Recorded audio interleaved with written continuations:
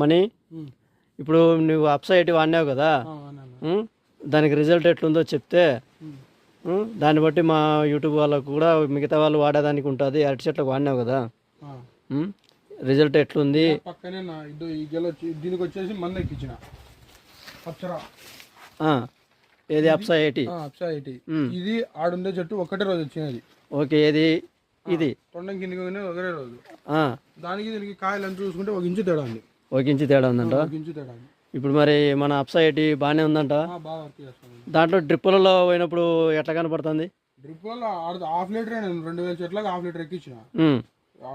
గురువులు వేస్తుంది అట్లా భూమి మీద. రిజల్ట్ అయితే బాగుందంటావు.